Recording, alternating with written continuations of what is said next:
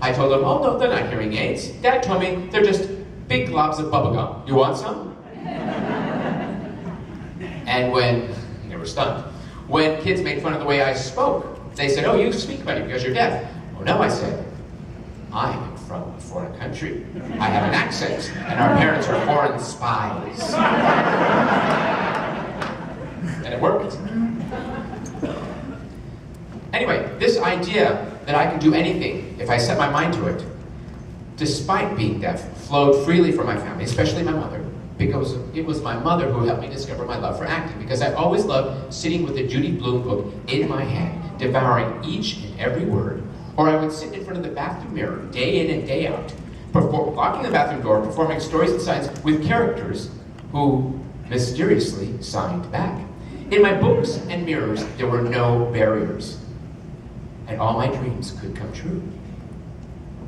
Well, eventually my mother led me to a more productive outlet, and enrolled me and brought me to the Center on Deafness that served both hearing and deaf children. And when I got there the first time, I was 7 years old, and they were putting together a production of The Wizard of Oz, which was my favorite movie of all time. And the director came up to me and said, Marley, is there anything you'd like to be in our production? And I said, well, of course, I'm Dorothy. And I got the role, just like that. That's how much confidence my parents instilled in me.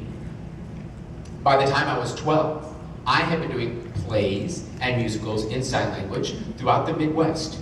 And one day, the most famous person in America, more famous than President Carter, Mr. Henry Winkler, was paying a visit to our center to watch us perform.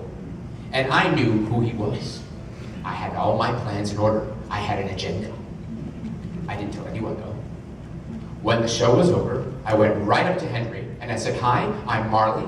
I want to be famous just like you in Hollywood. My bags were practically packed. I was ready to go. Do you remember that, Henry? So what did you tell me next, Henry? Okay. So Stacy and I are sitting where you're sitting. We're watching the stage, and all of a sudden, this young girl, 12 years old, comes on stage and does a dance number. And then what I found out later was that she didn't hear the music, she only felt the vibration on the stage. And I'm telling you that when you're watching this little girl on that stage, you are seeing greatness. And so Stacy and I are sitting there. We went originally to the center to visit. We thought, oh, what a nice thing to do. It's like, you know, a mitzvah. However, we're sitting there now, so moved not by a girl who cannot hear dancing, just by a girl dancing, that we started to weep. And then we went backstage. And Marley came up to me and she said, I want to be famous just like you. My bags are practically packed. And then her mother took me and said, excuse me, can I talk to you for a minute? Would you tell her, please, she's deaf? Would you tell her she cannot be an actress? Would you tell her that it's too hard? It's hard anyway.